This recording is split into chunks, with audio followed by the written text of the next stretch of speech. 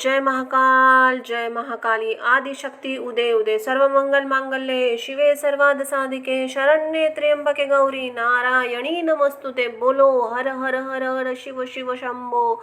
श्री शिवाय नमस्तुभ्यम। शिव महापुराण कथा रुद्र संहिता भाग 2 चतुर्थ खंड भाग 3 हिंदी में अर्थ सहित। बोलो हर हर हर शिव शिव शंभो।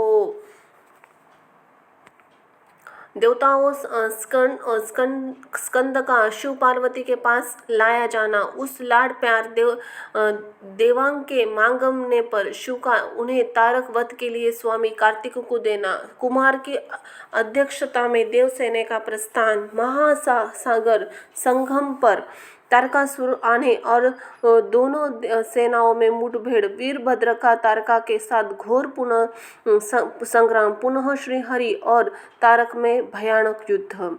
वंदना करके जिसका मन प्रसन्न हो जाता है, जिन्हें प्रेम अत्यंत प्यारा है, जो प्रेम करने वाले हैं, पूर्णानंदमय भक्तों की अभिलाषा पूर्ण करने वाले हैं, संपूर्ण ऐश्वर्य एकमात्र अवसाद स्थान है, कल्याण स्वरूप है, जिनका सत्य श्री विग्रह है, जो सत्यमय है, जो ऐश्वर्य त्रिकाल बाधित है और जो सत्य प्रिय सत्य प्रदाता है। ब्रह्मा और विष्णु जिनकी स्तुति करते हैं, शिव स्वेच्छानुसार शरीर धारण करने वाले उन भगवान शंकर की मैं वंदना करता हूँ।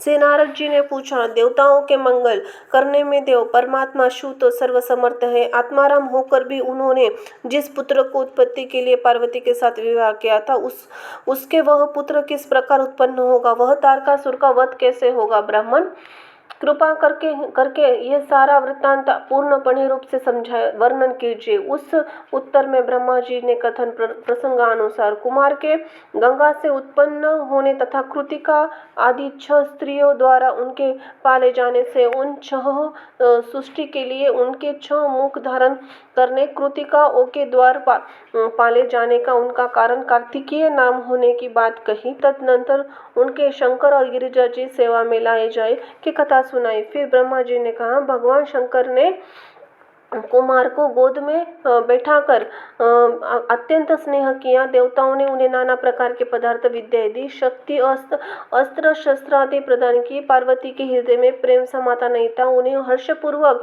मुस्कुराकर कुमार को परमोत्तक ऐश्वर्य प्रदान किया, साथ ही चिरंजीवी बना दिया।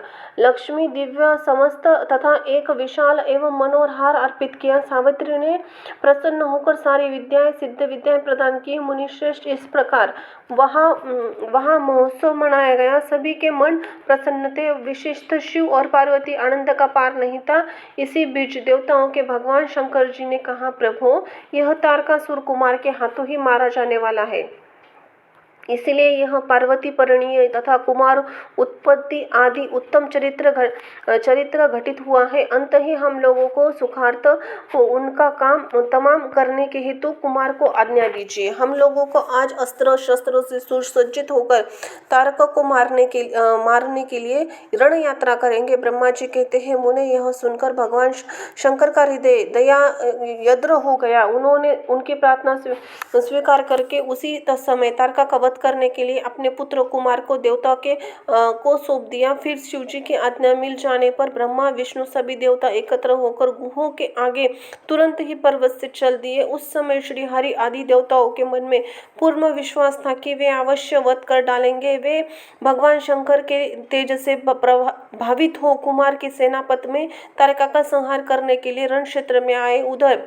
महाबली तारका ने जब देवताओं के इस युद्ध को सुना, तब वह एक विशाल सेना के साथ देवताओं से युद्ध करने के लिए तत्काल चल पड़ा। उस विशाल वाहन की आती देख देवताओं की परम विस्मय हुआ। फिर तो वे बलपूर्वक बार सिंहनाद करने लगे। उसी समय तुरंत ही भगवान शंकर की प्रेरणा से विष्णु आदि संपूर्ण देवता की प्रति आकाशवाणी हुई। आकाशवाणी ने कहा, देवगण, तुम लोग जो कुमार के अधिनायक में से युद्ध करने के लिए उद्यत हो, इससे तुम संग्राम में देवताओं को जीतकर विजयी हो जाओगे। ब्रह्मा जी कहते हैं, मुने, उस आकाश को वाणी को सुनकर सभी देवताओं का उत्साह बढ़ गया। उनका भय जाता रहा और वे वीरोचित गर्जना करने लगे। उनकी युद्ध कामना बलवती हो उठी और वे सब के सब कुमार को अग्रभाणी बनाकर बड़ी उतावली के साथ महिसागर को संगम को गए। उधर बहुसंख्य असुरों से घिरा हुआ वह तारक बहुत बड़ी सेना के साथ शीघ्र ही वहां आया और आ धमका। जहां वे सभी देवता खड़े थे, उस असुर के आगमन काल में के प्रणय काल में मेघों के समान गर्जना करने वाली रणभेड़ियां तथा अनन्य कर्कश शब्द करने वाले रणवाद्य बज रहे थे। उसी समय तारकासुर के साथ आने वाले दैत्य ताल ठोकते हुए गर्जना कर रहे थे। उसके पादघात से पृथ्वी कांप उठती थी। उसी अत्यंत भयंकर कोलाहल को सुनकर सभी देवता निर्भय हो रहे थे। वे एक साथ मिलकर तारकासुर से लोहा लेने के लिए डटकर खड़े हो गए। उस समय देवराज इंद्र कुमार को गजराज पर बैठकर सबसे आगे खड़े हुए। वे लोकपालों से घिरे हुए थे और उनके साथ देवताओं की महंती सेना थी। तत्पश्चात कुमार ने उस गर्जना को तो महेंद्र को ही दे दिया और वे स्वयं एक विमान पर आरूढ़ हुए जो परमाचार्य जनक तथा नाना प्रकार के शोभा से सुशोभित था। उस समय उस विमान पर सवार होने के सर्वगुण संपन्न महायशस्वी शंकर पुत्र कुमार उत्कृष्ट शोभा से संयुक्त होकर सुशोभित हो रहे थे। उन परम प्रकाशमान चवर डुलाए जा रहे थे। इसी बीच बलभाती महावीर देवता दैत्य क्रोध से विह्वल होकर परस्पर युद्ध करने लगे। उसी समय देवताओं और दैत्यों में बड़ा घमासान युद्ध हुआ। क्षण भर में सारी भूमि रुंडमुंडा से व्याप्त हो गई।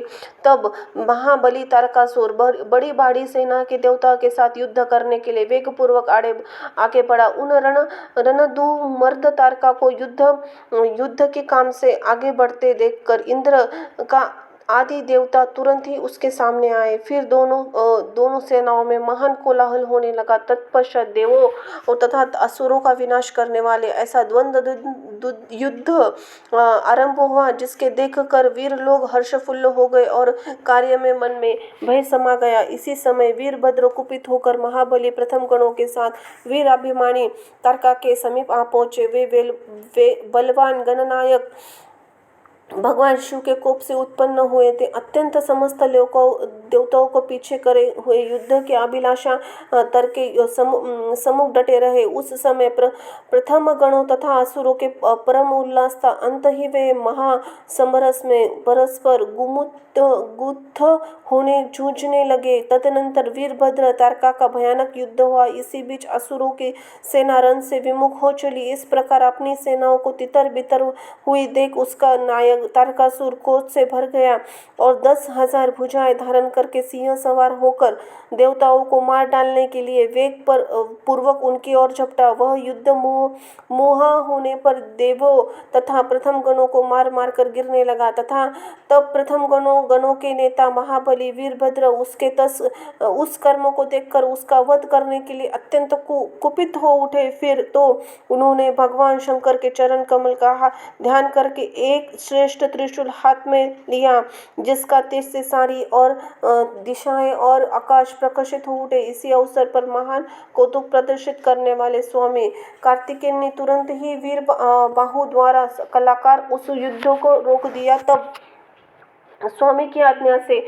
वीरभद्र उस स्थान से हट गए। वहां देखकर असुर सेनापति महावीर तारक कुपित हो उठा। वह युद्ध कौशल तथा नाना प्रकार के अस्त्रों को जानकर था। अंत ही देवताओं ने ललकार कर उन पर बाणों की वृष्टि करने लगा। उस समय बलवानों में श्रेष्ठ असुरराज तारका ने ऐसा महान कर्म किया कि सारे देवता मिलकर उसका सामना न कर सके। उन भयभीत देवताओं ने पिटते हुए देखकर भगवान अच्युत को क्रोध आया। वह शीघ्र ही युद्ध के लिए तैयार हुए। भगवान ने श्री हरि ने अपने आयुध सुदर्शन चक्रों से शार्द धनुष्य को लेकर युद्ध में महादैत्य तारका पर आक्रमण कर दिया। मुने तदनंतर देखते देखते श्री हरि और तारकासुर में अत्यंत भयानक और एवं रोमांचकारी महायुद्ध छिड़ गया। इसी बीच अच्युत कोपित होकर महानाद सिंहनाद और धगधगती हुई ज्वालाओं से प्रज्वलित अपने आप को चक्र से उठाया। फिर तो श्री हरि ने चक्र से दैत्यराज तारक पर प्रहार किया। उनकी चोट से उससे अति व्यतीत होकर वह असुर पृथ्वी पर गिर पड़ा।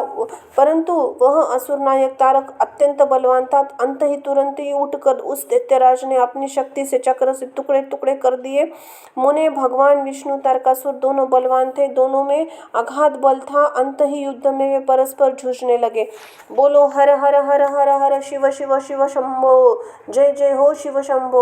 ओम नमः शिवाय। ब्रह्मा जी की आज्ञा से कुमार का युद्ध के लिए जाना, तारका के साथ युद्ध, भीषण संग्राम और उनके द्वारा तारका का वध। तत्पश्चात देवों द्वारा कुमार का अभिवादन और संवर्धन। कुमार का उन्हें वरदान देकर कैलाश पर जा शिव पार्वती का निवास करना। तब ब्रह्मा जी ने कहा, शंकर सुवन स्वामी कार्तिक, तुम तो देवादिदेव हो। पार्वती सूत विष्णु और तारका सह यह व्यर्थ युद्ध शोभा नहीं दे रहा है, क्योंकि विष्णु के हाथों तारका की मृत्यु नहीं होगी। यह वरदान पाकर अत्यंत बलवान हो गया है। यह बिल्कुल सत्य बात कह रहा हूँ। पार्वती नंदन, तुम्हें अतिरिक्त इस पापी मारने वाला दूसरा कोई नहीं है, इसलिए महाप्रभु तुम्हें मेरे कथा अनुसार करना चाहिए। परंतु तुम शीघ्र ही दैत्य का वध करने के लिए तैयार हो जाओ, क्योंकि पार्वती पुत्र तारका सह संहार करने के निमित्त तुम शंकर से उत्पन्न हुए हो। ब्रह्मा जी कहते हैं, मुने मेरा कथन सुनकर शंकर नंदन कुमार कार्तिकेय ठकठकाकर हंस पड़े, प्रसन्नता पूर्वक बोले, तथास्तु ऐसा ही होगा। तब महान ऐश्वर्य वाली शंकर सुवन कुमार तारकासुर के वध का निश्चय करके विमान से उतर पड़े, पैदल हो गए। जिस समय महाबली शिवपुत्र कुमार अपनी अत्यंत चमकीली शक्तियों से जो लटपटे दमकती हुई एक बड़ी उल्का सी जान पड़ती थी, हाथों में लेकर पैदल ही दौड़ते थे, उस समय उनकी एक अद्भुत शोभा हो रही थी। उनमें मन में तनिक भी व्याकुलता नहीं थी। वे परम प्रचंड और अप्रमेय बलशाली थे। उन षण्मुखों को अपनी ओर आते देख तारक सुर श्रेष्ठों को बोला, क्या शत्रु का संहार करने वाले कुमार यही है? मैं अकेला वीर इसके साथ युद्ध करूंगा। समस्त वीरों, प्रथम गणों, लोकपालों तथा श्री हरि जिनके नायक है, उन देवों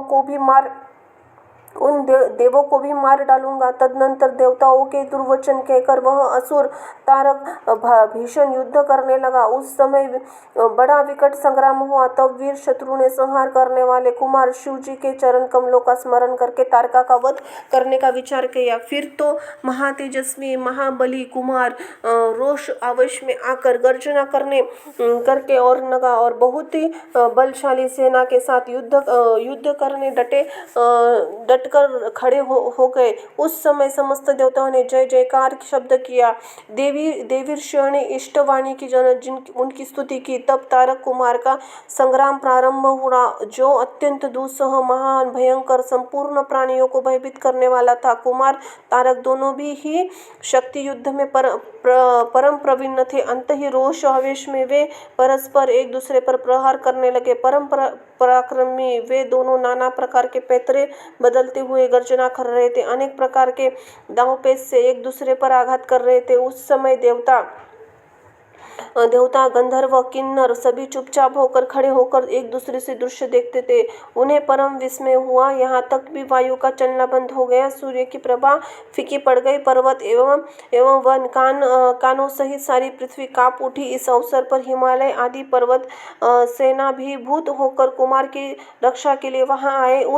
तब उन सब पर्वतों के लिए भयभीत हो देखकर शंकर एवं गिरिजा पुत्र कुमार उन्हें सांत्वना देते हुए बोले। कुमार ने कहा, महाभाग पर्वतों, तुम लोग खेद मत करो, तुम्हें किसी प्रकार की चिंता नहीं करनी चाहिए। मैं आज तुम सब लोगों की आंखों के सामने ही इस पापी का काम तमाम कर दूंगा। ये उन पर्वतों तथा देवगणों धाड़स बांधकर कुमार ने गिरिजा और शंभु को प्रणाम किया तथा अपनी कांतिमती शक्ति को हाथ में लिया। शंभु पुत्र कुमार महाबली तथा बलवान ऐश्वर्यशाली तो थे ही। जब उन्होंने तारका का वध करने की इच्छा से हाथ में ली, उस समय अद्भुत शक्ति का शोभा दी। तदनंतर शंकर जी ने तेज से संपन्न कुमार की उन शक्ति से तारकासुर पर, जो समस्त लोगों के कष्ट देने वाला था, उस पर प्रहार किया। उस शक्ति ने आघात से तारकासुर के सभी अंग छिन्न भिन्न हो गए। संपूर्ण असुरगणों का अधिपति वह महावीर सहसा धराशायी हो गया। मुने सबके देखते देखते वही कुमार द्वारा मारे गए तारके के प्राण पैखरू उड़ गए। वह उत्कृष्ट वीर तारकों को महासमर में प्राण रहित होकर गिरा हुआ देखकर वीर कुमार ने पुनः उस पर वार नहीं किया। उस महाबली दैत्यराज तारका ने मारे जाने पर देवताओं ने बहुत से असुरों को मौत के घाट उतार दिया था। उस युद्ध में कुछ असुरों ने भयभीत होकर हाथ जोड़ लिए, कुछ के शरीर छिन्न भिन्न हो गए। हजारों दैत्य मृत्यु के अतिथि बन गए। कुछ शरणागति दैत्य अंजलि बांधकर पाही पाही रक्षा कीजिए यो पुकारते कुमार के शरणापन्न हो गए। कुछ मार डाले गए, कुछ मैदान छोड़कर भाग गए। सहस्त्र दैत्यों जिनकी आशा से भागकर पाताल में घुस गए, उनकी सबकी आशाएं भंग हो गई थी। मुख पर दीनता छाई थी। मुनीश्वर जी, इसी प्रकार सारी दैत्य सेना विनिष्ट हो गई। देवगणों में भय से कोई भी ठहर न सका। उस दुरात्मा तारका ने मारे जाने पर सभी निष्कंठ हो गए। इंद्र आदि देवता आनंदमन हो गए। कुमार की विजय देखकर एक साथ देवताओं की त्रिलोकी की समस्त प्राणियों की महान आनंद प्राप्त हुआ। उस समय भगवान शंकर का भी कार्तिकेय की विजय का समाचार पाकर प्रसन्नता से भर गए। पार्वती जी के साथ गणों से घिरे हुए वहां पधारे। जब जिनके हृदय में स्नेह समाता नहीं, वे पार्वती जी प्रेम पूर्वक सूर्य के समान तेजस्वी अपने पुत्र कुमार को गोद में लेकर लाड प्यार करने लगी। उसी अवसर पर अपने पुत्र से घिरी हुई हिमालय ने बंधु भाव से तथा अन्यों के साथ आकर शंभु पार्वती उनका गुह का स्वतन किया। तत्पश्चात संपूर्ण देवगण मुनि सिद्ध चारणों ने शिवनंदन कुमार शंभु परम प्रसन्न हुई पार्वती की स्तुति की। उसी संपूर्ण उपदेवा ने बहुत बड़ी पुण्य वर्षा की। सभी प्रकार के बाजे बजने लगे। विशेष रूप से जय जयकार नमस्कार बारंबार उच्चारण उच्च स्वर से गूंजने लगे। उस समय वहां एक महान विजय उत्सव मनाया गया, जिसमें कार्तिकी की विशेषता थी। वह स्थान गान गौरव बजाने के शब्द था। अधिक से अधिक ब्रह्म घोष से व्याप्त था। मुने समस्त देवगणों ने प्रसन्नता पूर्वक गाने बजाकर हाथ जोड़कर भगवान जगन्नाथ की स्तुति की। तत्पश्चात सबसे प्रशंसित तथा गणों से घिरे हुए भगवान रुद्र जगत जननी भवानी के साथ अपने निवास स्थान कैलाश पर्वत को जय। इधर तारका को मारा गया देखकर सभी देवताओं तथा अन्य समस्त प्राणियों चेहरे पर हंसी खिलने लगी। वे भक्ति पूर्वक शंकर सुवन कुमार की स्तुति करने लगे। देव, तुम दानव श्रेष्ठ तारका का हनन करने वाले हो, तुम्हें नमस्कार है। शंकर नंदन, तुम बानासुर के प्राणों का अपहरण करने वाले तथा प्रलंबन सुर के विनाशक हो। तुम्हारा स्वरूप परम पवित्र है। तुम्हें हमारा अभिनंदन है। ब्रह्मा जी कहते हैं, मुने, जब विष्णु आदि देवता आदि कुमार का सत्वन किया है, तब उन्हें सभी देवताओं को क्रमश नया नया वर प्रदान किया है। तत्पश्चात पार्वती को स्तुति करते हुए शंकर तनय परम प्रसन्न हुए। उन्हें वर देते हुए बोले। स्कंद ने कहा, भूधरो, तुम सभी पर्वत तपस्वियों, पूजनीय तथा कर्मठ नयनियों के लिए सेवनीय हो जाओ। ये जो मेरे माता नाना पर्वत श्रेष्ठ हिमावन है, ये महाभाग आज तपस्वियों के लिए फलदाता होंगे। तब देवता कुमार बोले, ये असुरराज तारकों को मारकर तथा देवताओं को वर प्रदान करके तुम हम लोगों को सब चराचर जगत को सुखी कर दिया है। अब तुम्हें तब प्रसन्नता पूर्वक अपने माता पिता पार्वती शंकर का दर्शन करने के लिए शिव के निवास भूत कैलाश चलना चाहिए। ब्रह्मा जी कहते हैं, मुने, तदनंतर सब देवताओं के साथ विमान पर चढ़कर कुमार स्कंद शिव जी के समीप जहाँ पहुंच गए। उस समय शिवा ने बड़ा आनंद मनाया। देवताओं ने शिव जी की स्तुति की। शिव ने तथा वरदान अभयदान देकर विदा किया। मुने, उसी अवसर पर देवताओं के परम आनंद प्राप्त हुआ। ये शिव पार्वती तथा शंकर कुमार के रमणीय यश का बखान करते हुए अपने अपने लोकों को चले गए। इधर परमेश्वर शिव और शिवा कुमार तथा गणों के साथ आनंद पूर्वक उस पर्वत पर निवास करने लगे। मुने, इस प्रकार जो भक्ति भाव से ओतप्रीत सुखदायक एवं दिव्य है, यह कुमार का सारा चरित्र मैंने तुमसे वर्णन कर दिया है। अब क्या सुनना चाहते हो? बोलो हर हर हर हर हर हर शिव शंभो। जय महाकाल जय महाकाली। शिवांका अपनी मेल से गणेश जी को उत्पन्न करके द्वारपाल पद पर नियुक्त करना। गणेश द्वारा शिव जी के रोके जाने पर उनका शिव गणों के साथ भयंकर संग्राम। गणेश जी द्वारा गणेश जी का शिर छेदन। कुपित हुई शिवांका शक्तियों के उत्पन्न करना और अनेक द्वारा प्रलय मचाना। देवताओं और ऋषियों द्वारा संतों द्वारा पार्वती को प्रसन्न करना। उनके द्वारा पुत्र को जलाए जाने की बात कही जाने पर शिव जी के आज्ञानुसार हाथी का सिर लाया जाना और उसे गणेश जी के धड़ से जोड़कर उन्हें पुनः जीवित करना। बोलो हर हर हर शिव शंभो। ओम गण गणपते नमः। श्री लंबोदराय नमः। एकदंताय नमः। सूत जी बोले, हे तारकासुर के कुमार के उत्तम एवं अद्भुत वृत्तांत को सुनकर नारद जी को बड़ी प्रसन्नता हुई। उन्होंने पुनः प्रेम पूर्वक नारद जी को पूछा, ब्रह्मा जी से पूछा। नारद जी बोले, देव आप तो शिव संबंधी ज्ञान का अथाह सागर है। प्रजानाथ मैंने स्वामी कार्तिकेय की सद्वृत्ति को जो अमृत से उत्तम सुन लिया है। अब गणेश जी का उत्तम चरित्र सुनना चाहता हूँ। आप उनका जन्म वृत्तांत तथा दिव्य चरित्र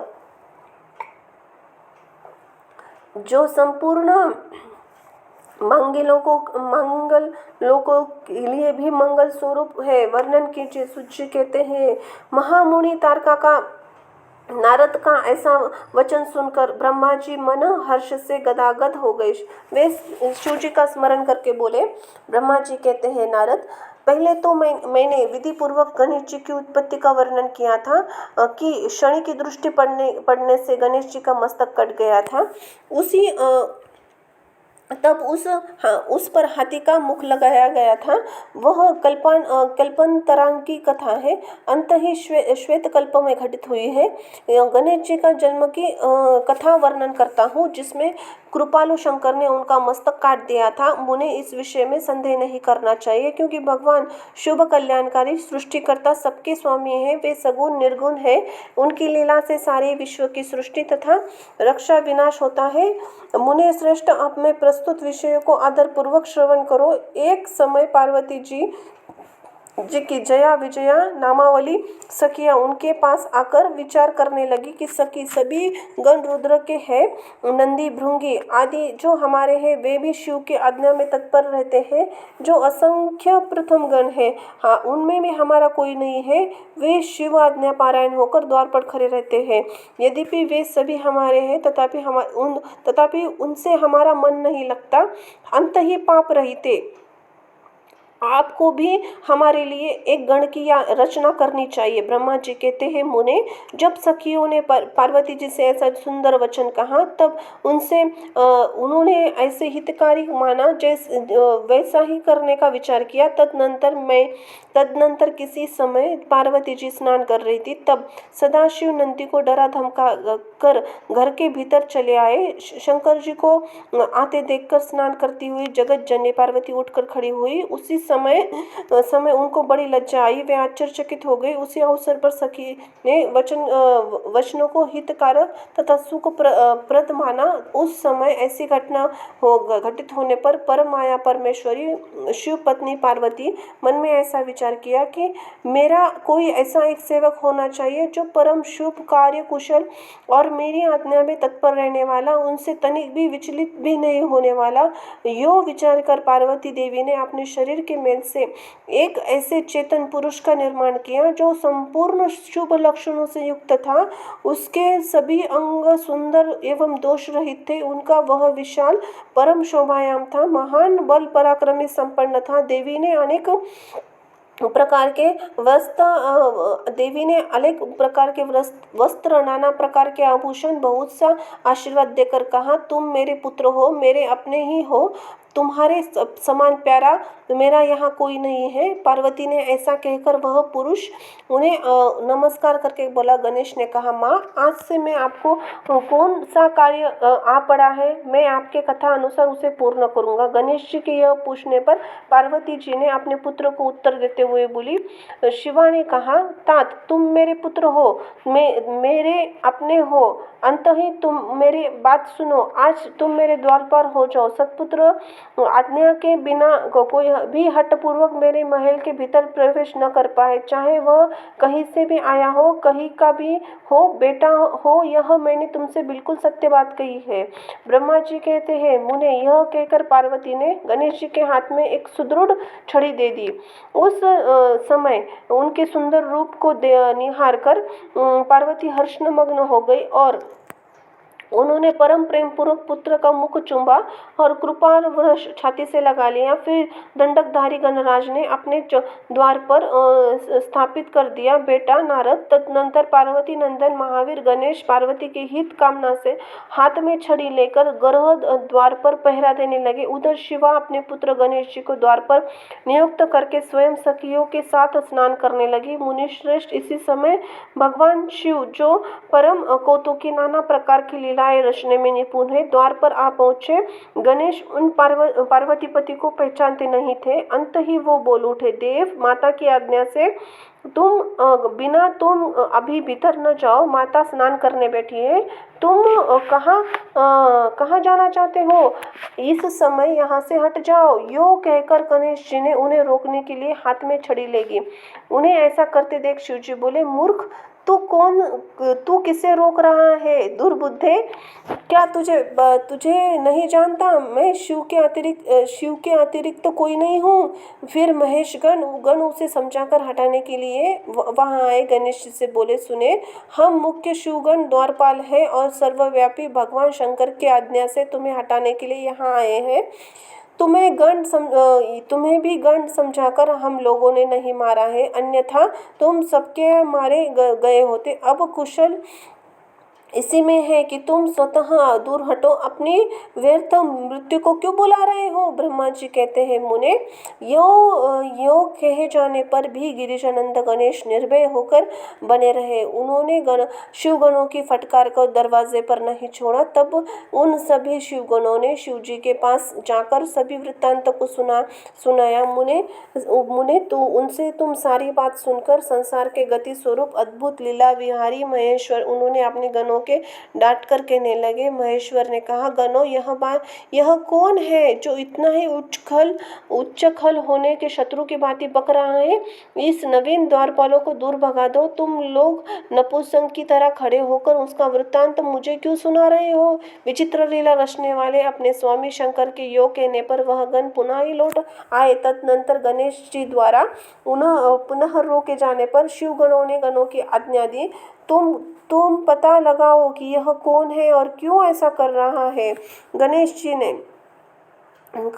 गणों ने पता लगाकर बताया, श्री गिरिजा जी के पुत्र है तथा द्वारपाल पे बैठे हैं। तब लीला रूप शंकर ने विचित्र लीला करनी चाहिए तथा अपने गणों को गर्व गलित करना चाहा। इसलिए गणों को तथा देवताओं को बुलाकर गणेश जी से भीषण युद्ध करवाया, पर वे कोई भी गणेश जी से पराजित न कर सके। तो तब स्वयं शूलपाणी महेश्वर आए। तब गणेश जी ने माता के चरणों में स्मरण किया। तब शक्ति ने उन्हें बल प्रदान किया। सभी देवताओं शिव जी के पक्ष में आ गए। घोर युद्ध हुआ। अंतगतो हुई स्वयं शूलपाणी महेश्वर ने आकर त्रिशूल से गणेश जी का सर काट दिया। यह समाचार पार्वती जी को मिला। तब वे क्रोध होकर आई और बहुत दिशा से शक्तियों से उत्पन्न करके उन्होंने बिना विचारे उन्हें प्रलय करने की आज्ञा दी। फिर तो शक्तियों द्वारा प्रलय मचाए जाने लगे। उन शक्तियों के ज्वालायमान तेज सभी दिशाओं से दग्ध किए भी डालता था। उसे देखकर सभी शिवगण भयभीत होकर आ गए। भागकर दूर जा खड़े हो गए। मुने, इसी समय तुम दिव्य दर्शन नारद वहां आ पहुंचे। वहां तो तुम्हारा वहां अनेक अभिप्राय देवगणों को सुख पहुंचाना। तुम सबने मुझ देवताओं सहित शंकर जी को प्रणाम करने कहा। इस विषय में सबको मिलकर विचार करना चाहिए। तब वे सभी देवता महामना के साथ सलाह करने लगे, दुख का शमन कैसे हो सकता है। फिर उन्होंने निश्चय यही किया, जब तक गिरिजा देवी की कृपा नहीं करेगी तब तक सुख नहीं प्राप्त होगा। अब इस विषय में विचार करना व्यर्थ है। ऐसी धारणा करके तुम्हारे सहित सभी देवता और ऋषि भगवती शिवा के निकट गए। क्रोधा की शांति के लिए उन्हें प्रसन्न करने लगे। उन्होंने प्रेम पूर्वक उन्हें प्रसन्न करते हुए स्तोत्रों द्वारा उनकी स्तुति करके बार बार चरणों में अभिवादन किया। फिर देवांग की आज्ञा से ऋषि बोले। देवर्षि ने कहा, जगदम्बे तुम्हें नमस्कार है। शिव पत्नी तुम्हें नमस्कार है। चंडिके तुम्हें हमारा अभिवादन प्राप्त हो। कल्याण के तुम्हारा बार बार प्रणाम है। अम्बे तुम्हें आदि शक्ति, तुम्हें ही संसार की सृष्टगामी निर्माण करती पालका शक्ति और सहन करने वाली हो। देवर्षि तुम्हारे कोप से सारी त्रिलोकी विकल हो गई। अंततः आप प्रसन्न हो जाओ, क्रोध के कारण शांत करो। देवी, हम लोग तुम्हारे चरणों में मस्तक झुकाते हैं। ब्रह्मा जी कहते हैं, नारद तुम सभी ऋषियों द्वारा स्तुति किए जाने पर परा देवी पार्वती ने उनकी क्रोध भरी दृष्टि से ही देखा, किंतु कुछ भी कहा नहीं। तब ऋषियों ने उनके चरण कमलों में सिर झुकाया और भक्तिपूर्वक हाथ जोड़कर पार्वती जी से निवेदन किया। ऋषि ने कहा, देवी अभी संहार होना चाहिए। अंततः क्षमा करो। अंबिके, तुम्हारे स्वामी शिव तो यही स्थित है। तनिक उनकी ओर तो दृष्टिपात करो। हम लोग ये ब्रह्मा विष्णु आदि देवता सारी प्रजा सब तुम्हारे ही है। सब व्याकुल होकर अंजलि बांधे तुम्हारे सामने खड़े हैं। परमेश्वरी, इन सबके अपराध को क्षमा करो। शिवे, आप तो इन्हें शांति प्रदान करो। ब्रह्मा जी कहते हैं, मुने सभी देव ऋषियों को कहकर अत्यंत दीन भाव से व्याकुल हाथ जोड़कर चंडिका के सम्मुख खड़े हो गए। उनका ऐसा कथन सुनकर चंडिका प्रसन्न हो गई। उनके हृदय में करुणा का संचार हो गया। तब वे ऋषि बोले। देवी ने कहा, ऋषियों, यदि मेरा पुत्र जीवित हो जाए तो तुम लोगों के मध्य पूजनीय माना जाए तो संहार नहीं होगा। जब तुम लोग सर्वाध्यक्ष का पद प्रदान करेंगे तभी लोकों में शांति हो सकती, अन्यथा तुम्हें सुख प्राप्त नहीं हो सकता।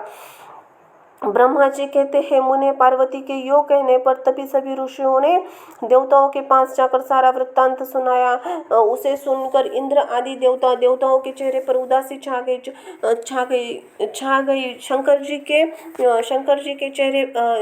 के पास गए, हाथ जोड़कर उनके चरणों में नमस्कार करके सारा समाचार निवेदन किया। और देवताओं के यह वचन सुनकर शिव जी ने कहा, ठीक है, जिस प्रकार सारी त्रिलोक की सुख मिले वही करना चाहिए। अंत ही उत्तर दिशा की ओर जाना चाहिए। जो जीव मिले उसका सिर काटकर उस बालक के सिर पर जोड़ देना चाहिए। ब्रह्मा जी कहते हैं, मुने तदनंतर शिव जी का आज्ञा पालन करने वाले उस देवताओं ने सारा कार्य संपन्न किया। उस शिशु सर को धो पोंछकर विधिवत उसकी पूजा की। फिर वे उत्तर दिशा की ओर गए। वहां उन्हें पहले एक दंत वाला हाथी मिला। उसका सिर लाकर सिर पर जोड़ दिया। उस सिर को संयुक्त कर देने के पश्चात सभी देवताओं, भगवान शिव आदि को प्रणाम करके कहा, हम लोगों ने अपना काम पूर्ण किया। अब जो शेष है आप लोग पूर्ण करें। ब्रह्मा जी कहते हैं, शिव आज्ञा पालन संबंधी देवताओं की बात सुनकर सभी देवों पारदर्शकों को महान आनंद हुआ। तत्पश्चात ब्रह्मा विष्णु आदि सभी देवता अपने स्वामी निर्गुण भगवान शंकर को प्रणाम करने बोले, स्वामी आप महात्म्य जिस तेज से हम सभी के उत्पन्न हुए हैं, आपका वही तेज वेद मंत्रों के अभिमय से इस बालक में प्रवेश करे। इस सभी देवताओं ने मिलकर वेद मंत्र द्वारा जिनको अभिमंत्रित किया है, फिर शिव जी का स्मरण करके उस उत्तम जल को बालकों के शरीर पर छिड़क दिया। जल का स्पर्श होते ही बालक स्व इच्छा से शीघ्र ही चेतना युक्त होकर जीवित हो गया और सोए हुए एका की तरह उड़ गया। वह सौभाग्यशाली बालक अत्यंत सुंदर था। उसका मुख हाथी का सा था। शरीर का रंग हरा लाल था। चेहरे पर प्रसन्नता खिल रही थी। उसके आकृतिमय कमलीय थी। उसकी सुंदर प्रभा फैल रही थी। मुनीश्वर पार्वती नंदन उस बालकों को जीवित देखकर वहां उपस्थित सभी लोग आनंदमग्न हो गए, सारा दुख विलीन हो गया। तब हर्ष विभोर होकर सभी लोगों ने बालकों को पार्वती जी को दिखलाया। अपने पुत्र को जीवित देखकर पार्वती जी अम्बा परम प्रसन्न हो गई। बोलो हर हर हर शिव शंभो, जय हो मां अम्बे की, जगदम्बे की। पार्वती द्वारा गणेश जी का वरदान, देवों के देवों द्वारा उन्हें अग्र पूज्य माना जाना, शिव जी द्वारा गणेश जी का सर्वाध्यक्ष पद प्रदान, गणेश चतुर्थी का व्रत का वर्णन, तत्पश्चात सभी देवताओं के उनके द्वारा स्तुति करके हर्षपूर्वक अपने अपने स्थान को लौट जाना। बोलो हर हर शिव शंभो, ओम गण गणपते नमः।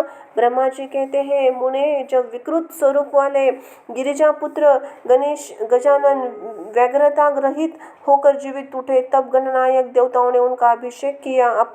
अपने पुत्र को देखकर पार्वती देवी आनंदमग्न हो गई। उन्होंने हर्ष तरीके से उस बालकों को दोनों हाथ में पकड़कर छाती से लगा लिया। फिर अंबिका ने प्रसन्न होकर अपने पुत्र गणेश जी का अनेक प्रकार के अस्त्र आभूषण से प्रदान किए। तदनंतर सिद्धियों ने अनेक विधि विधान से उनका पूजन किया और माता ने सर्व दुखहारी हाथों से अंगों का स्पर्श किया। इस प्रकार सब शिव पत्नी पार्वती ने अपने पुत्र का सत्कार करके उसका मुख चूमा, प्रेम पूर्वक वरदान देते हुआ कहा, बेटा इस समय तुझे बड़ा कष्ट झेलना पड़ा है, किंतु तू कृत्य हो गया है, तू धन्य है। अब से संपूर्ण देवताओं में तेरी अग्र पूजा होती रहेगी। तुझे कभी दुख का सामना नहीं करना पड़ेगा। क्योंकि इस समय तेरे मुख पर सिंदूर दिख रहा है, इसलिए मनुष्य को सदा सिंदूर से तेरी पूजा करनी चाहिए। जो मनुष्य पुष्प, चंदन, सुंदर गंध, नैवेद्य, रमणीय आरती, तांबूल और दान से तेरी परिक्रमा और नमस्कार करेंगे, तेरी विधि पूर्वक तेरी पूजा करेगा, उसे सारी सिद्धियां हस्त हो जाएगी, उसके सभी प्रकार के विघ्न नष्ट हो जाएंगे। इसमें लेश मात्र भी संशय नहीं है। ब्रह्मा जी कहते हैं, हे माहेश्वरी देवी ने अपने पुत्र गणेश से यो कहकर उन्हें नाना प्रकार की वस्तुएं प्रदान करके पुनः उनका अभिवादन किया। विप्र तब गिरिराज जी कृपा से उसी क्षण देवताओं शिवगणों मन विशेष रूप से शांत हो गए। तदनंतर इंद्र आदि देवताओं ने हर्ष तरीके से शिवांग की स्तुति उन्हें प्रसन्न करके भक्ति भाव से चित्त से गणेश देव को लेकर शिव जी के समीप चले। वहां पहुंचकर उन्होंने त्रिलोका की कल्याण काम से भवानी उस बालक को शिव की गोद में बिठा लिया। तब शिव जी उस बालक के मस्तक पर अपना कर कमर फैलाते हुए देवताओं से बोले, यह मेरा दूसरा पुत्र है। तत्पश्चात गणेश ने भी उठकर शिव जी के चरणों में अभिवादन किया। फिर पार्वती को, मुझको, विष्णु को और नारद सभी ऋषियों को प्रणाम करके आगे खड़े होकर उन्होंने कहा, यो अभिमान करना मनुष्य का स्वभाव है, अंत ही आप लोग अपराध को क्षमा करें। तब मैं शंकर, विष्णु तीनों देवताओं में एक साथ ही प्रेम पूर्वक उन्हें उत्तम वर प्रदान करते हुए कहा, सूरवरों, जैसे त्रिलोकों में हम तीनों देवताओं की पूजा होती है, उसी तरह तुम सबको इन गणेश जी का पूजन करना चाहिए। मनुष्य को चाहिए पहले इनकी पूजा करने पश्चात हम लोगों का पूजन करें। ऐसा करने से हम लोगों की पूजा संपन्न हो जाएगी। देवगणों, यदि इनकी पूजा न करने से अन्य देवता का पूजन किया जाए तो उस पूजन का फल नष्ट हो जाएगा। उसी समय अन्यथा विचार करने की आवश्यकता नहीं है। ब्रह्मा जी कहते हैं, मुने तदनंतर ब्रह्मा, विष्णु, शंकर आदि सभी देवताओं ने मिलकर पार्वती को प्रसन्न करने के लिए वही गणेश जी को सर्वाध्यक्ष घोषित कर दिया। उसी समय शिव जी परम प्रसन्न चित्त से पुनः गणेश लोक में सर्वदा सुख देने वाले वर प्रदान करते हुए शिव जी ने कहा, गिरिजानंदन, निश्चय मैं तुझ पर परम प्रसन्न हूँ। मेरे प्रसन्न हो जाने पर अब तू सारे जगत को प्रसन्न हुआ समझ। अब कोई भी तेरा विरोध नहीं कर सकता। तू शक्ति का पुत्र है। अंत ही अत्यंत तेजस्वी बालक होने पर भी तूने महान पराक्रम प्रकट किया, इसलिए तू सदा ही सुखी रहेगा। विघ्न नाश कार्य में तेरा नाम सबसे श्रेष्ठ रहेगा। तू सबका पूज्य है। अंत ही संपूर्ण गणों का अध्यक्ष हो जा। इतना कहने के पश्चात महात्मा शंकर अत्यंत प्रसन्न के कारण गणेश जी को पुनः वरदान देते हुए बोले, गणेश्वर, तू भाद्रपद मास के कृष्ण पक्ष की चतुर्थी तिथि को चंद्रमा का शुभोदय होने पर हुआ है। जिस समय गिरिजा के सुंदर चित्त से तेरा रूप प्रकट हुआ है, उस समय रात्रि का प्रथम पहर बीत रहा है। इसीलिए उसी दिन से आरंभ करके उसी तिथि में तेरा व्रत, उत्तम व्रत करना चाहिए। यह व्रत परम शोभा संपूर्ण सिद्धियों का प्रदाता है। वर्ष के अंत में जब पुनः वही चतुर्थी आ जाए, तब तक मेरे कथा अनुसार तेरे व्रत का पालन करना चाहिए।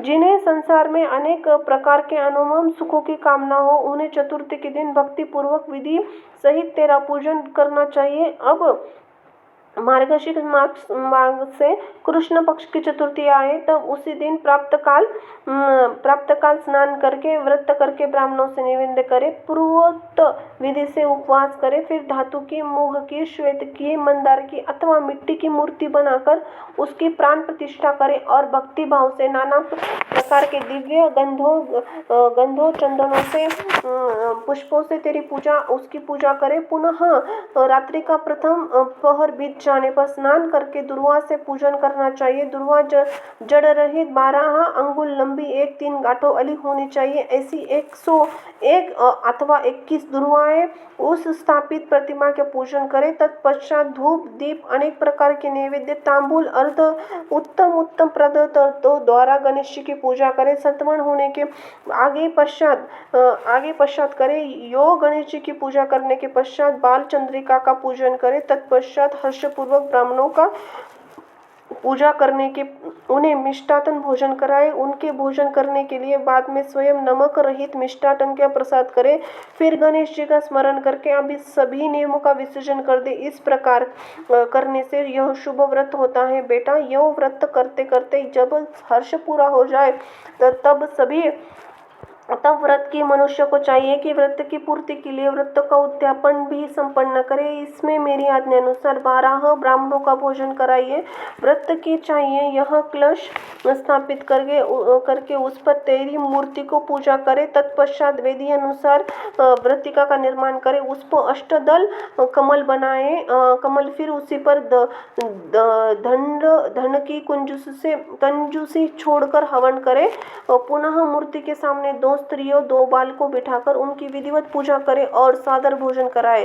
रात में जागरण करे। प्रातःकाल पुनः पूजन करके पूर्ण अन्नागम ये विसर्जन कर दे। बालकों से आशीर्वाद ग्रहण करे।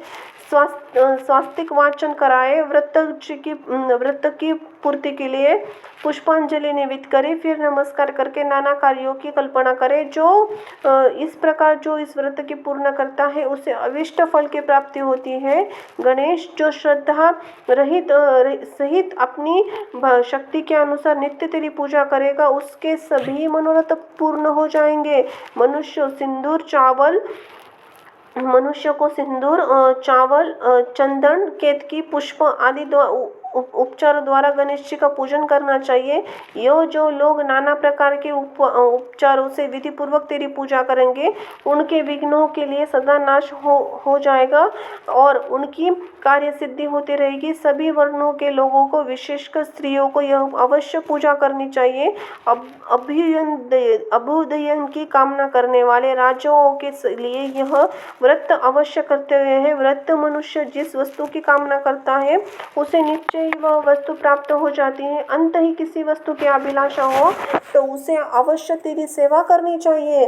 ब्रह्मा जी कहते हैं, मुने, जब शिव जी ने महात्मा गणेश जी को इस प्रकार वरदान दिया, तब सब देवताओं, श्रेष्ठ मुनियों, शिव जी के प्यारे समस्त गणों तथास्तु कहकर उसका समर्थन किया। अत्यंत विधि पूर्वक गणेश जी का पूजन किया। तत्पश्चात शिव गणों ने आदर पूर्वक नाना प्रकार की पूजन सामग्री से गणेश्वर की विशेष रूप से अर्चना पूजा और उनके चरणों में प्रणाम किया। मुनीश्वर, उस समय गिरिजा देवी को जो आनंद प्राप्त हुआ उसका वर्णन मेरे चारों मुख से भी नहीं हो सकता। फिर मैं कैसे बताऊं। उस अवसर पर देवताओं की दुमदुमनियाँ बजने लगी, अप्सराएं नृत्य करने लगी, गंधर्व श्रेष्ठ गान करने लगे और पुष्पों की वर्षा होने लगी। इसी प्रकार गणेश जी की गणाधीश पद पर प्रतिष्ठित होने पर महान उत्सव मनाया। सारे जगत में शांति स्थापित हो गई। सारा दुख दूर दुख दूर हो गया, सारा दुख जाता रहा। नारद, शिव और पार्वती को तो विशेष आनंद प्राप्त हुआ। सर्वत्र अनेक प्रकार के सुखदायक मंगल होने लगे। तदनंतर संपूर्ण देवगण ऋषिगण वहां पधारे हुए सभी शिव की आज्ञा से अपने अपने स्थान को चले। वे उस समय शिव जी की स्तुति करके गणेश पार्वती के बारंबार प्रशंसा कर रहे थे। कैसा अद्भुत युद्ध हुआ। ये परस्पर वार्तालाप करते हुए चले जा रहे थे। इधर गिरिजा देवी का क्रोध शांत हो गया।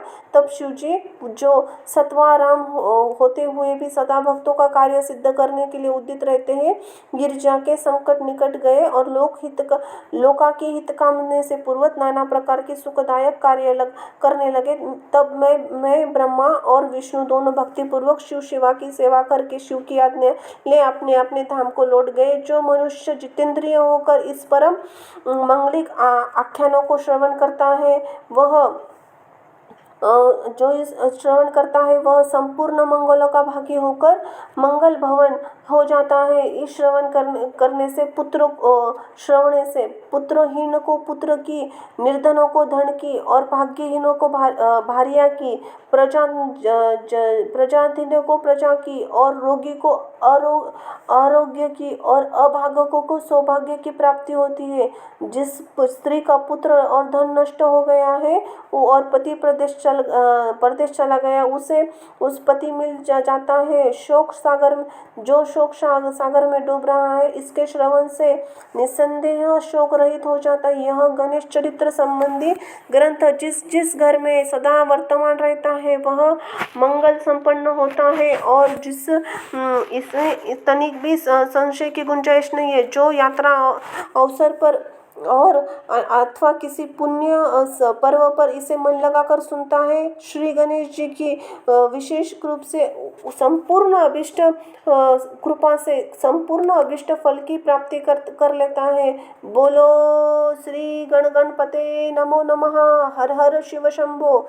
स्वामी कार्तिक और गणेश जी की बाल लीला, दोनों के विवाह के लिए विषय में विवाद, शिवजी द्वारा परिक्रमा के आदेश, कार्तिकेय का प्रस्थान, गणेश जी की माता पिता पराक्रमी और उनसे पृथ्वी पराक्रमी स्वीकृत करना, विश्व रूप की सिद्धि और बुद्धि नामक दोनों कन्याओं का साथ गणेश जी का विवाह और उनमें से शेम तथा लाभ नामक दो पुत्रों की उत्पत्ति, कुमार का पृथ्वी परिक्रमा करने के लौटना, शुद्ध होकर क्रौंच पर्वत पे चले जाना, कुमार खंड के श्रवण की महिमा। बोलो हर हर हर हर शिव शंभो। गणपते नमः, गणपते नमः। ओम कार्तिकेय नमो नमः। जय हो शिव शंभो की। नारद जी ने पूछा, तात मैं गणेश जी के जन्म संबंधी अनुपम वृत्तांत तथा परम पराक्रम से विभूषित उनके दिव्य चरित्र भी सुन लिया। सुरेश्वर, उसके बाद कौन सी घटना घटी उसका वर्णन कीजिए, क्योंकि पिताजी शिव और पार्वती का उज्जवल यश महान प्रदान करने वाला है। ब्रह्मा जी ने कहा, मुनि श्रेष्ठ, तुम तो बड़े कारुणिक हो, तुम्हें बड़ी उत्तम बात पूछी है। रुचि सत्तम, अब मैं उसका वर्णन करता हूँ, तुम ध्यान लगाकर सुनो। विप्रत्र शिव और पार्वती अपने दोनों पुत्रों की बाल लीला देखकर महान प्रेम में मग्न हो रहने लगे। प्यारों का लाड़ प्यार देख के माता पिता का सुखादन दिनों दिन बढ़ता जाता था और वे दोनों प्रीतिपूर्वक आनंद के साथ लीलाएं करते थे। और मुनीश्वर, वे दोनों बालक स्वामी कार्तिक गणेश भक्तिपूर्वक चित्त से सदा ही माता पिता की परिचर्या करते थे। इसका माता पिता महान स्नेह षण्मुख और गणेश शुक्ल पक्ष के चंद्रमा के भांति भांति एक एक दिन बढ़ता था। एक समय शिव और पार्वती दोनों प्रेम पूर्वक एकांत में बैठे थे। ऐसा विचार करने लगे कि हमारे ये दोनों पुत्र विवाह के योग्य हो गए, अब इनका दोनों का शुभ विवाह कैसे संपन्न प्रसन्न हो। हमें तो जैसे षडान प्यारा है वैसे ही गणेश भी है। ऐसी चिंता में पड़कर दोनों वो लीलावश आनंद में मग्न हो गए। मुने माता पिता के विचार को जानकर उन दोनों पुत्रों में विवाह की इच्छा जाग उठी। दोनों पहले मैं विवाह करूंगा ये बारंबार कहते हुए परस्पर विवाद करने लगे। जब तक आदिश्वर वे दोनों दंपति पुत्रों की बात सुनकर औलिक आचार्य का आश्रम ले परम विस्मय के प्राप्त हुए। कुछ समय बाद उन्होंने अपने दोनों पुत्रों को बुलाया और इसी प्रकार कहा। शिव और पार्वती बोले, सुपुत्रों, हम लोगों ने पहले से एक नियम बना रखा है, तुम दोनों के लिए सुखदायक होगा। अब हम यथार्थ रूप से उनका वर्णन करते हैं। तुम लोग प्रेम पूर्वक सुनो।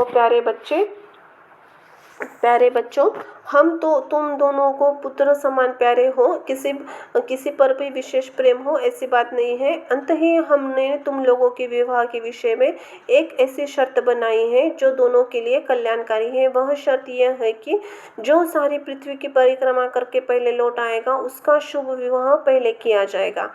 ब्रह्मा जी कहते हैं, मुने, माता पिता की यह बात सुनकर शरद जन्मा महाबली कार्तिकेय तुरंत ही अपने स्थान पर पृथ्वी की परिक्रमा करने के लिए चल दिए। परंतु अगाध बुद्धि संपन्न गणेश वहां खड़े हो गए। वे अपनी उत्तम बुद्धि का आश्रय ले वारंवार मन में विचार करने, अब मैं क्या करूं, कहाँ जाऊं, परिक्रमा तो मुझसे हो नहीं सकेगी, क्योंकि कोसों भर चलने के बाद आगे मुझसे भी चला जाएगा नहीं। फिर सारी पृथ्वी की परिक्रमा करके मैं कैसे सुख प्राप्त कर सकूंगा।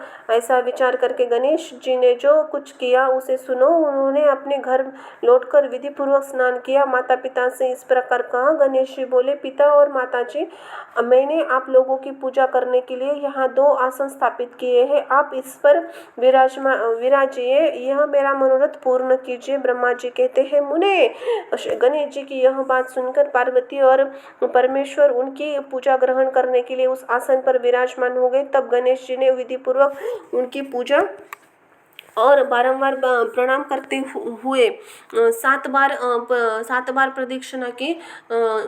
बेटा नारद, गणेश तो बुद्धि सागर थे। वे हाथ जोड़कर प्रेम मग्न पिता के बहुत से प्रकार की स्तुति करके बोले।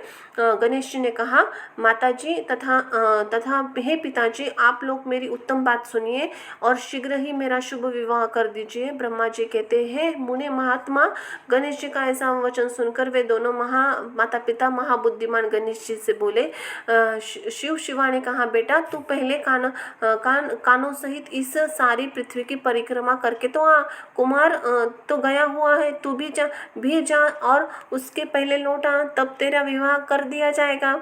ब्रह्मा जी कहते हैं, मुने, नियम पारायण गणेश माता पिता की ऐसी बात सुनकर कुपित होकर तुरंत ही बोल बैठे। गणेश जी ने कहा, हे माता जी तथा हे पिताजी, आप दोनों सर्वश्रेष्ठ धर्मरूप और महाबुद्धिमान हैं और अंत ही धर्मानुसार मेरी बात सुनिए। मैं 7 परिक्रमा पृथ्वी की परिक्रमा है, फिर आप लोग ऐसी बात क्यों कर रहे हो। ब्रह्मा जी ने कहते हैं, मुने, शिव पार्वती बड़ी लीलानंदी ही ठहरे। वे गणेश जी का कथन सुन लौकी गीता का आश्रय लेकर बोले। शिव पार्वती ने कहा, पुत्र, तूने समुद्र पर्यंत विस्तार वाली बड़े कौन कौन से युक्त इस सप्तद्वीपवदी विशाल पृथ्वी को परिक्रमा कब कर ली। ब्रह्मा जी कहते हैं, मुने, जब शिव पार्वती ने ऐसा कहा उसे सुनकर महान बुद्धिमान गणेश जी बोले।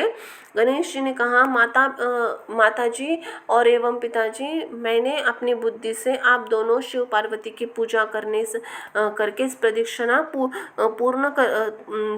कर ली है। अंत ही मेरी समुद्र पर्यंत पृथ्वी की परिक्रमा पूर्ण हो गई है। धर्म के संग्रहभूत वेद शास्त्रों में ऐसे वचन मिलते हैं जो वे सत्य है अथवा असत्य है। वे वचन कि जो पुत्र माता पिता की पूजा करके उनकी प्रदक्षिणा करता है उसे पृथ्वी की पराक्रम जनित एवं फल सुलभ हो जाता है। जो माता पिता को घर पर छोड़कर तीर्थों को यात्रा के लिए जाता है वह माता पिता के हत्या मिलने वाले पाप का भागी होता है, क्योंकि पुत्र के लिए माता पिता चरण सरोज महान तीर्थ है। अन्य ही तीर्थ के तो दूर जाने पर तीर्थ प्राप्त होता है, परंतु धर्म का साधनभूत यही तीर्थ पास में सुलभ है। पुत्र के लिए माता पिता और तीर्थ के लिए पति, ये दोनों ही सुंदर तीर्थ घर में ही वर्तमान है, ऐसे वेद शास्त्र निरंतर उद्घोषित करते रहते हैं। फिर आप लोग असत्य कर दीजिए, और यदि वह असत्य हो जाए तो निसंदेह वेद भी असत्य हो जाएगा, और वेद द्वारा वर्णित यह स्वरूप भी झूठा हो, आपका यह स्वरूप भी झूठा समझा जाएगा। इसलिए तो शीघ्र ही मेरा विवाह कर दीजिए, अथवा जो यह कह दीजिए कि वेद शास्त्र झूठे हैं। आप दोनों धर्म रूप है, अंत ही भली भांति विचार करके इनमें दोनों में जो परम मुक्त प्रतीत हो उसे यज्ञ पूर्वक करना चाहिए। ब्रह्मा जी कहते हैं, मुने, तब जो बुद्धिमलों में श्रेष्ठ उत्तम बुद्धि संपन्न तथा महान ज्ञानी है वो पार्वती नंदन गणेश इतना ही कहकर चुप हो गए। उधर वे दोनों पति पत्नी जगदीश्वर शिव और पार्वती गणेश जी के वचन सुनकर परम विस्मित हुए। तदनंतर यथार्थ अद्भुत बुद्धि वाले पुत्र गणेश जी की प्रशंसा करते हुए बोले। शिवा ने कहा, बेटा, तो तूने महान बल से संपन्न है, इससे तुझसे निर्मल बुद्धि उत्पन्न हुई है। तूने जो बात कही है वो बिल्कुल सत्य है, अन्यथा नहीं। दुख का अवसर आने पर जिसकी बुद्धि विशिष्ट हो जाती है उसका दुख उसी प्रकार विशिष्ट हो जाता है जिसके सूर्य के उदय होने से अंधकार। जिसके पास बुद्धि है वही बलवान है। बुद्धहीन के पास बल कहाँ? पुत्र, वेद और शास्त्रों और पुराणों में बालक के लिए धर्म पालक की जैसी बात कही है, तब वह सब तूने पूरी कर ली। तूने जो बात की वह दूसरा कौन कर सकता है? हमने तेरी बात मान ली, अब इसके विपरीत नहीं करेंगे। ब्रह्मा जी कहते हैं, नारद, अब दोनों ने बुद्धि सागर गणेश जी को सांत्वना दी और उनके विवाह संबंध में उत्तम विचार करने लगे। इसी समय प्रसन्न बुद्धि वाले प्रजापति विश्वरूप को शिव जी का उद्योग का पता चला। तब उस पर विचार करने और परम सुख प्राप्त हुआ। उस प्रजापति शिव के रूप में दिव्य रूप संपन्न एवं सर्वांग शोभना दो सुंदर कन्याएं थी, जिसका नाम सिद्धि और बुद्धि था। भगवान शंकर उन गिरिजा के उन दोनों के साथ हर्षपूर्वक गणेश जी का विवाह संपन्न किया। उस विवाह के अवसर पर संपूर्ण देवता होकर पधारे। उस समय शिव और पार्वती का जैसा मनोरथ था उसी के अनुसार विश्वकर्मा ने वह विवाह किया। उसे देखकर ऋषियों तथा देवताओं तथा परम हर्ष प्राप्त हुआ। गणेश जी को भी दोनों पत्नियों को मिलने से जो सुख प्राप्त हुआ उसका वर्णन नहीं किया जा सकता। कुछ काल के पश्चात महात्मा गणेश जी उन दोनों पत्नियों से दो दिव्य पुत्र उत्पन्न हुए। उनमें गणेश जी के सिद्धि के गर्भ से क्षेम नामक पुत्र उत्पन्न हुआ और बुद्धि के गर्भ से परम सुंदर पुत्र ने जन्म लिया, उसका नाम लाभ हुआ। इस प्रकार गणेश जी अचित्य सुखों का भोग करते हुए निवास करने लगे। तब दूसरे पुत्र स्वामी कार्तिक को पृथ्वी को परिक्रमा करने लगे। उसी समय नारद जी ने आकर स्वामी कुमार स्कंद को सब समाचार सुनाए। उन्हें सुनकर कुमार के मन में बड़ा क्षोभ हुआ और वे माता पिता शिवा और शिव के द्वारा रोके जाने पर भी नहीं रुककर कौंच पर्वत की ओर चले गए। देवर्षि ने उसी दिन से शिवपुत्र स्वामी कार्तिक का कुमार तत्व कुंवारापन प्रसिद्ध हो गया। उनका नाम त्रिलोकों में विख्यात हो गया। वह शुभदायक, पापहारी और पुण्यमय उत्कृष्ट ब्रह्मचर्य की शक्ति प्रदान करने वाला कार्तिक की पूर्णिमा को प्राप्त सभी देवता तीर्थ, ऋषि तीर्थ, मुनीश्वर सदा कुमार का दर्शन करने के लिए कौंच पर्वत पर जाते हैं। और जो मनुष्य कार्तिकी पूर्णिमा के दिन कृतिका नक्षत्र के योग होने पर स्वामी कार्तिक का दर्शन करता है, उसके संपूर्ण पाप नष्ट हो जाते हैं और मनोवांछित फल की प्राप्ति होती है। स्कंद पुराण विच्छेद हो जाने पर स्कंद का बीज हो जाने पर उमा को महान दुख हुआ। उन्होंने दीन भाव से अपने स्वामी शिव जी से कहा, प्रभु, आप मुझे साथ लेकर वहां जाइए। तब प्रिया को सुख देने के निमित्त स्वयं भगवान शंकर अपने एक अंश से उस पर्वत पर गए और सुखदायक मल्लिकार्जुन नामक ज्योतिर्लिंग रूप में वहां प्रतिष्ठित हो गए। वे सत्पुरुषों की गति तथा अपने सभी मनोरथ पूर्ण करने वाला है। वे आज शिवांग के सहित उस स्थान पर विराजमान है। बेटा नारद, वे दोनों शिव और शिवा पुत्र स्नेह से विहिल होकर प्रत्येक पर्वत पर कुमार को देखने के लिए जाते हैं। अमावस्या के दिन वहाँ स्वयं शंभु पधारते हैं और पूर्णिमा के दिन पार्वती जी जाती हैं। मुनीश्वर, तुमने स्वामी कार्तिक और गणेश जी को जो वृत्तांत मुझसे पूछा है वह सब मैंने तुम्हें सुनाया है। इसे सुनकर बुद्धिमान मनुष्य समस्त पापों से मुक्त होकर और उसकी शुभ कामनाएं पूर्ण हो जाती है। जो मनुष्य इस चरित्र को पढ़ता है अथवा सुनाता है और सुनता है, निसंदेह उसके सभी मनोरथ पूर्ण होते हैं, सफल होते हैं। यह अनुपम आख्यान पापनाशक, कीर्तिदायक, सुखवर्धक, आयु बढ़ाने वाला, स्वर्ग की प्राप्ति करने वाला, पुत्र पौत्र की वृद्धि देने वाला, मोक्ष पद, शिव जी के उत्तम ज्ञान का प्रदाता, शिव पार्वती के प्रेम उत्पन्न करने वाला, शिव भक्तिवर्धक है। यह कल्याणकारक, शिव के अद्वैत ज्ञान का दाता और सदा शिवमय है। अंत ही मोक्षकामी एवं निष्काम भक्तों को सदा श्रवण करना चाहिए। रुद्र संहिता कुमार खंड संपूर्ण।